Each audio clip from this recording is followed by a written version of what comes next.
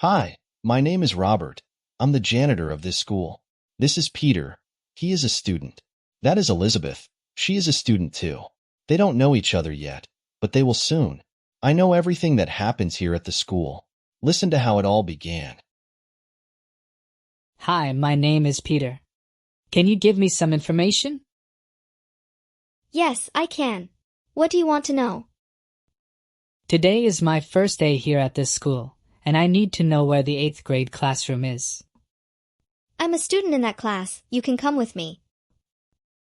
By the way, what's your name? Oh, sorry for not saying it earlier. My name is Elizabeth. Nice to meet you, Elizabeth.